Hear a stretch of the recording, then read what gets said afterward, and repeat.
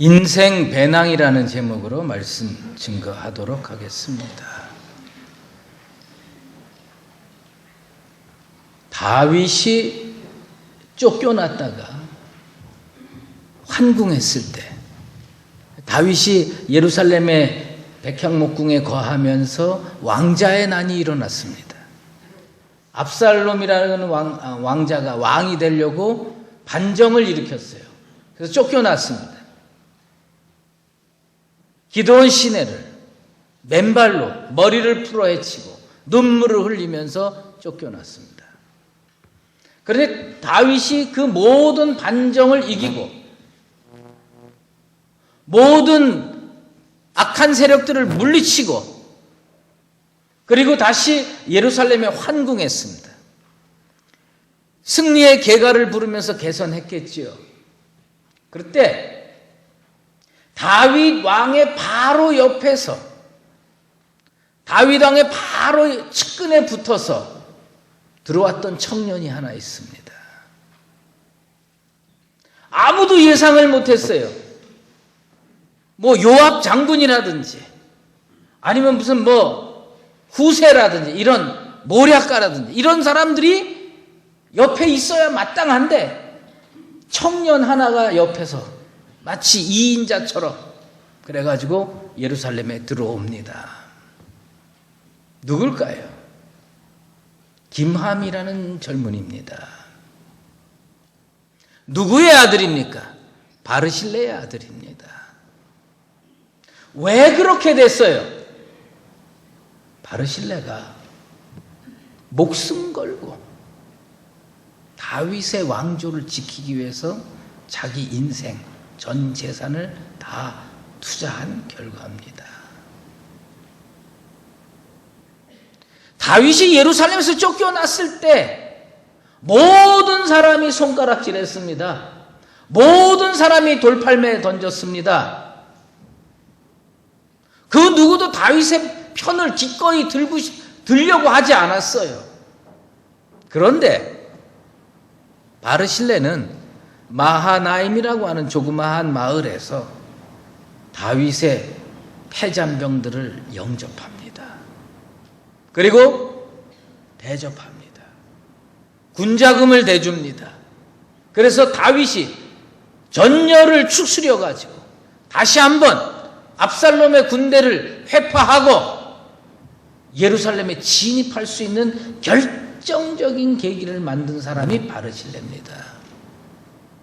그 바르실레의 인생 투자가 그 가문을 영광의 가문으로 바꿔놨습니다. 바르실레의 그 물질의 투자가, 여러분 생각해 보세요. 그냥 돈만 나가는 거 아닙니다. 만약에 압살롬이 그 왕자의 난을 성공으로 했으면 어떻게 되냐? 바르실레와 그 아들 김함은 단칼에 죽었을 겁니다. 그냥 돈 몇 푼 도와주는 것으로 끝나는 게 아니라 그건 인생을 건 모험이었어요. 그 가문이 불같이 일어나고 다시 환궁한 다윗의 왕조 속에 김함은 훌륭한 정치가로 성장하게 되는 겁니다. 백년대계라는 말이 있습니다. 자녀를 잘 교육해야 가문이 일어납니다. 우리들의 자녀들을 잘 교육해야 나라의 미래가 밝습니다. 지금 먹고 살기가 힘든데, 지금 목구멍이 포도청이어서 하루하루 살아나기도 힘든데 무슨 뱃속 편한 소리냐. 10년 되게 100년 되게 그게 무슨 사치스러운 용어냐. 열흘의 계획도 없이 살아가는 사람이 대부분인 이 땅에서 100년 대계를 논하고 10년 대계를 논하면 어리석은 일이라고 생각할지 모릅니다. 그런데 예수님의 당시에 지금보다 훨씬 어려운 형편 속에서 예수님은 100년 대계가 아니라 1000년 대계를 뛰어넘는 영원의 대계를 생각하고 꿈꾸라고 우리에게 명령하시는 겁니다. 조선시대에 보면요, 참 그 조선시대가 말이죠. 전쟁도 많았고 참 어리석은 왕들이 많았던 것 같아요. 제 마음속으로는 우리 어렸을 때 조선시대 왕들 많이 외웠잖아요. 태종, 태세, 문단세 이러면서 쭉 외우잖아요. 근데 그 중에서 한 5명 정도를 꼽으라면 아주 못되고 잘못된 왕들이 꽤 있어요. 그 중에 제 마음속에 이 사람이 왕이 된 건 참 나라를 위해서 썩 좋지 않다고 생각했던 대표적인 왕이 누구냐면 선조입니다. 선조 때 임진왜란이 일어났어요. 대비를 못했어요. 전혀 10년 대계 100년 대계가 아니라 1년 대계도 못했어요. 그런데 그런 와중에서 선조왕이 진짜 잘했던 정책이 하나 있습니다. 그게 뭐냐면 인사정책이었는데 느닷없이 이순신을 정읍현감에서 전라자수사로 만드는 겁니다. 제가 조선시대의 그 체계를 잘 몰라가지고 이렇게 어떤 책을 보니까 말이에요. 정읍현감에서 전라좌수사 된 거는 오늘날 군대로 얘기를 하면요. 대위를 느닷없이 해군 대위를 느닷없이 별들의 제독으로 만든 그런 놀라운 파격적인 인사라는 겁니다. 누가 추천했느냐? 유성룡이라고 하는 지혜로운 정치인이 추천을 했어요. 이 사람 훌륭하니까 꼭 쓰십시오, 왕이시여. 그래가지고 전라자수사를 했어요. 근데 이순신에게 주어진 시간은 딱 1년이었는데 그 1년 동안에 임진왜란을 이겨낼 수 있는 모든 깃들이 그 이순신에 의해서 닦이고 나중에 이 임진왜란을 이겨낼 수 있는 밑바탕이 형성이 되는 겁니다. 옆에서들 이게 무슨 정실인사다 이건 특혜다 별별 소리가 다 있었어요. 그때 선조왕이 한 유명한 얘기가 있습니다. 다시 논하여 그의 마음을 흔들지 말아요.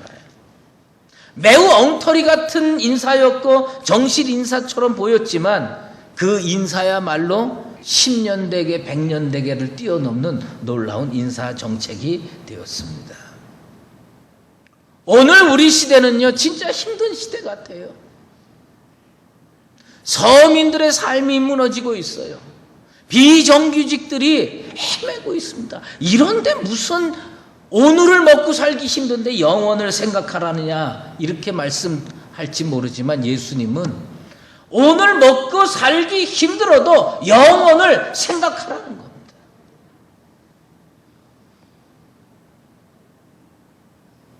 예수님 당시에 오늘에 얽매여서 내일을 생각하지 못하고 미래를 생각하지 못하는 사람들에게 예수님이 영원을 생각하라고 말씀하신 것처럼 오늘 이 시간 우리 강북제일교회 어렵고 힘들게 인생을 살아가는 모든 분들이 비록 오늘 먹고 사는 게 힘들어도 영원을 생각하며 인생을 준비해 나가게 되기를 주의 이름으로 축원합니다.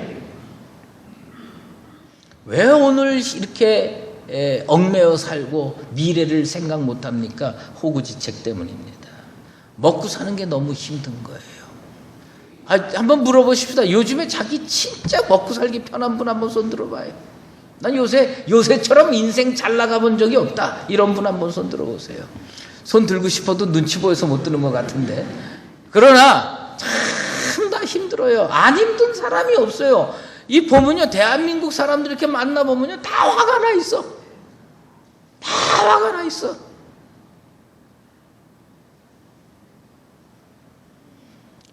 하나님은 우리들의 호구지책이 중요하다는 걸 알고 계십니다. 모세가 이스라엘 백성들 이끌고 출애굽해서 광야로 들어갔을 때 우리 하나님께서요, 그 광야에 먹을 게 뭐가 있어요? 진짜 하나님이 책임져 주시지 않으면 사나흘도 못 버티는 됩니다. 그런데 우리 하나님께서 40년을 만나를 매일 보내주셨어요. 무슨 얘기냐? 40년 매일 기적을 일으켜 주셨어요. 우리 교회도 우리 하나님께서 앞으로 한 40년 매일 기적을 일으켜 주시게 되길 소망합니다. 전혀 그냥 빨리 이기고 다 되찾고 다 평화롭게 그렇게 신앙생활하면서 지내고 싶은데 어쨌든 하나님께서 우리 교회 꼭 도와주시게 되기를 소망합니다. 40년 만나를 주셨는데 어느 날 하나님께서 딱 자르셨습니다. 그러면 어저께까지는 먹을 게 중요하고 오늘부터는 먹을 게 중요하지 않느냐, 그 말씀이 아니에요. 매일 기적을 일으켜주고 매일 먹을 걸 주니까 그냥 오늘에 얽매여 사는 거예요. 미래가 없는 거예요. 젖과 꿀이 흐르는 가나안 땅을 소망도 안 하는 겁니다. 그냥 여기가 좋사오니 매일 아무것도 안 해도 만나가 아침마다 말이죠 속하게 내리는데 무슨 노력을 하고 무슨 꿈을 꾸고 뭘 하겠습니까? 그냥 하나님께서 딱 잘랐어요. 너네들 가나안 들어가라.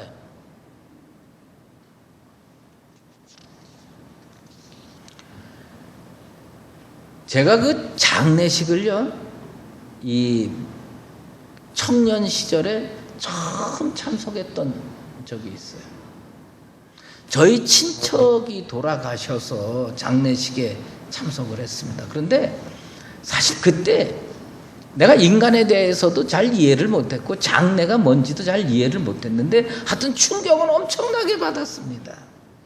저희 친척 동생이 하나 있는데 아들이에요. 근데 자기 아버지 돌아가시니까 너무 슬퍼하는 거예요. 진짜 통곡하고 애절하게 하는 거예요. 마음으로 죄책감이 들어요. 야, 진짜 효자다. 저 친구에 비하면 나는 진짜 이건 인간도 아니다. 이런 생각을 많이 했어요.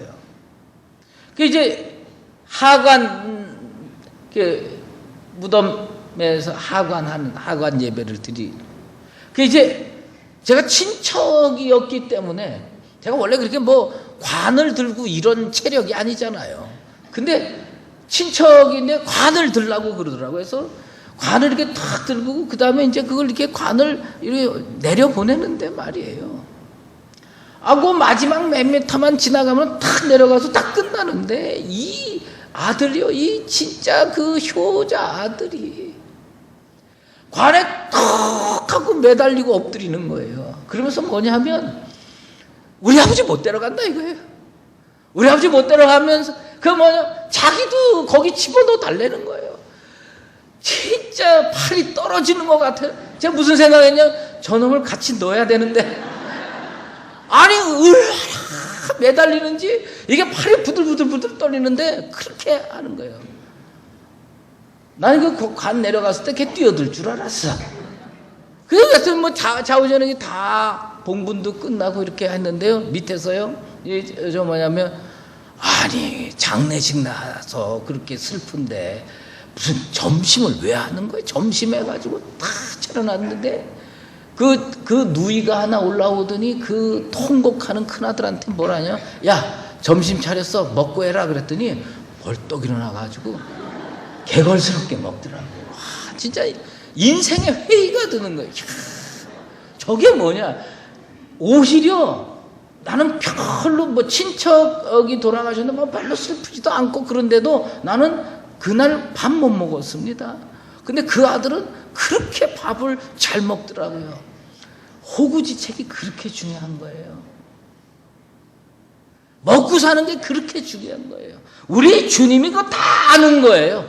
다 아시지만 인생을 먹고 사는 것으로 끝낼 수는 없다는 얘기입니다. 우리 주님께서 오늘 주신 말씀 중에 매우 중요한 표현이 하나 있어요. 그것이 뭐냐? 낡아지지 아니하는 배낭을 만들라는 겁니다. 오늘이라고 하는 시간이 주어질 때 먹고 사는 거 중요한 거 알다. 이게 직업 가지고 열심히 돈 벌어서 먹고 살아라. 근데 그걸로만 인생 끝내지 말라. 이게 낡아지지 아니하는 배낭을 만들라는 겁니다. 여러분 인생에 배낭 없습니까? 배낭 있지요? 저 배낭 있습니다. 뭐예요? 저희 가족이 제 배낭에 들어가 있어요. 이 배낭에 교회도 들어가 있습니다. 이 배낭에 성도도 들어가 있습니다. 배낭 무겁습니다. 진짜 무거워요. 하지만 무겁다고 내려놓습니까? 그거 지고 가는 거죠. 그러니 그 무거운 짐들을 배낭에 넣고 가니 이 배낭이 낡아지겠어요? 안 낡아지겠어요? 낡아집니다. 그럼 구멍 뚫려요. 구멍 뚫리면 안에 있었던 내용물들이 다 빠져나오는 거예요. 예수님께서 너희 인생의 배낭을 만들어야 되는데 그 배낭을 만들 때 낡아지지 아니하는 배낭을 만들라는 겁니다. 이 땅에서 만든 배낭은 다 구멍 뚫리게 돼 있어요. 이 땅에서 만든 배낭은요 다 낡아지게 돼 있어요. 그런데 예수님께서 낡아지지 아니하는 배낭을 만들어야 영원히 약속되고 미래가 열린다는 겁니다. 이 낡아지지 아니하는 배낭이 뭐냐? 믿음으로 만드는 겁니다. 하나님을 믿는 믿음으로, 여러분의 믿음으로 천국 들어갈 때까지 든든한 배낭 꼭 만드시게 되기를 축원합니다. 우리 주님께서 이 말씀을 누구에게 했느냐? 적은 무리에게 했어요. 왜 적은 무리에게 했는지 아십니까? 그건 뭐냐면요, 세상 좋아하는 사람이 널려 있는데 주님 뜻대로 살려고 하는 사람은 의외로 소수라는 겁니다. 뭐 요즘에는요 창조적인 소수가 중요한 시대입니다. 직장에서도 몇몇 명만 진짜 똑똑하고 뛰어나면요 회사가 먹고 살 수 있다는 겁니다. 그 무슨 꼭 토익비를 달지 않아도 창조적인 소수자가 필요한 거예요. 교회에는 어떤 사람이 필요하냐? 진짜 세상에 먹고 사는 게 중요해도 그럼에도 불구하고 그 순간에 하나님을 신뢰하는 소수자들이 교회를 붙들고 가는 겁니다. 여러분들이 어떤 일이 있어도 세상에 먹고 사는 게 아무리 힘들어도 하나님을 신뢰하는 그런 소수자 꼭 되기를 축원합니다. 그냥 제가 집에서 한번 극적거려서 만들어 봤어요. 하나님을 신뢰하는 소수자, Trust God Minority가 우리가 돼야 돼요. 베네수엘라라고 하는 나라가 있대요. 그 나라는요 석유가 그렇게 많이 난대. 그런데 먹고 사는 건요 우리나라보다 훨씬 못 사는 삼류국가래요. 그건 왜냐?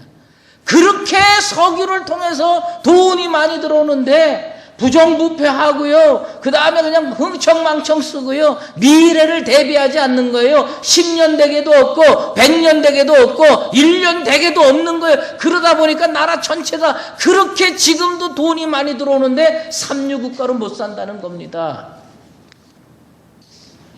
천국 갈 때 여러분들 인생을 잘 준비한 줄 알고 천국 갔는데 가보니까 내 인생의 배낭이 구멍이 뚫어져 있어요.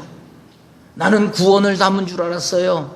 봉사를 담은 줄 알았어요. 예? 나는 미래를 담은 줄 알았어요. 그래서 딱 갔는데 가서 보니까 천국 입구에서 보니까 구멍이 뻥 뚫려가지고 구원도 날아가고 미래도 날아가고 영혼도 날아가고 다 빠져나간 거예요. 왜? 이 땅에서 나름대로 인생 배낭 만들어 갔는데 무엇으로 만들었느냐? 세속적인 것으로 만드는 거예요. 왜 믿음으로 배낭을 만들어야 되느냐? 이게 낡아지지 아니하는 든든한 배낭이 돼서 그 속에 담겨 있는 구원과 믿음과 헌신과 봉사들이 천국까지 이어지게 되기를 주의 이름으로 축원합니다.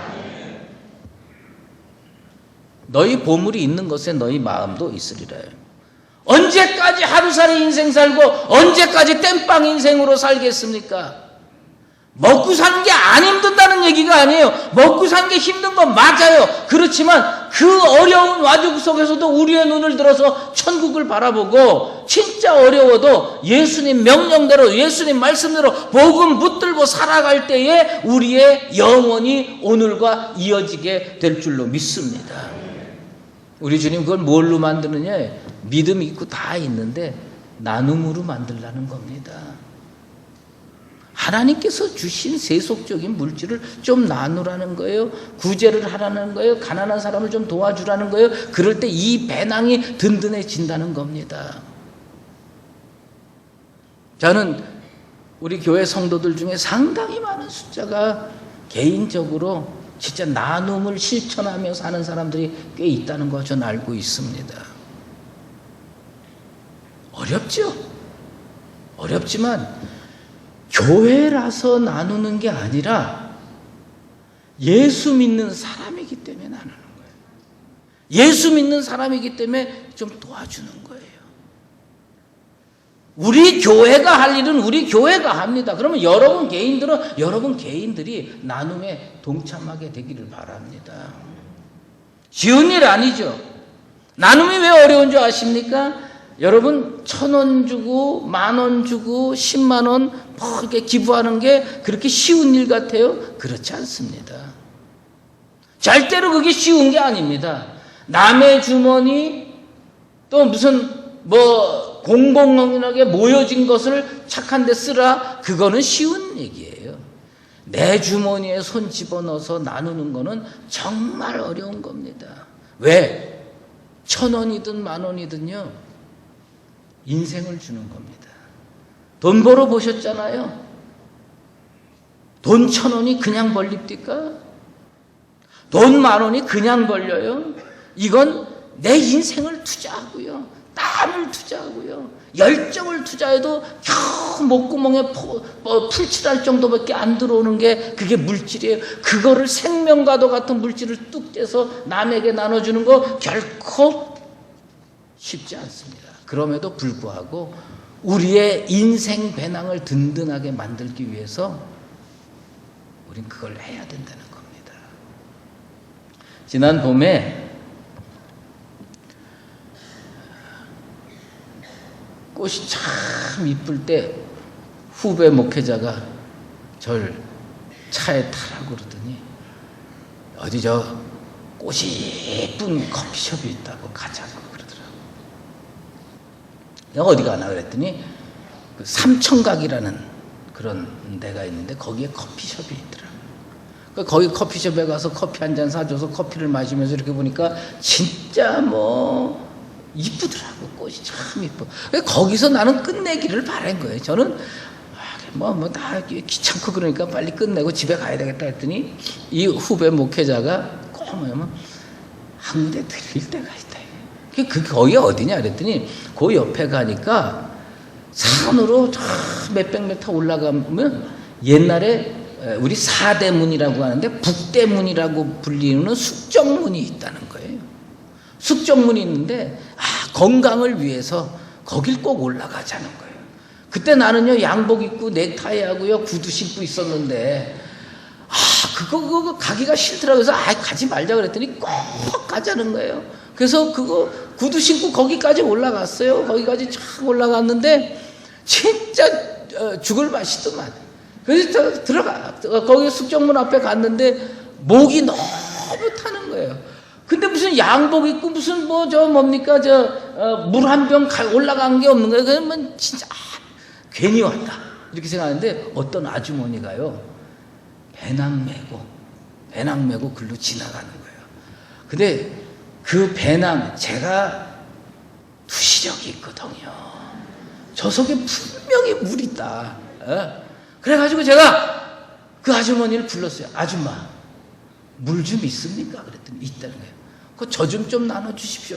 양복 입은 사람이 땀을 뻘뻘 흘리면서 물 달라고 그러니까 얼마나 치근해 보여요. 평소에 날 봐도 치근해 보이는데 그 땀까지 흘렸으니 얼마나 치근해 보여요. 그러니까 이 양반이 배낭을 턱 열고요. 그 다음에 물을 한 병 딱 주는 거예요. 그래서 그 물을 턱 열고서요. 이게 좀 마셨더니 많이 먹고 싶지만 어디 체면이 있으니까 그냥 조금 먹었는데 그 후배 목사님이 왕창 먹더라고.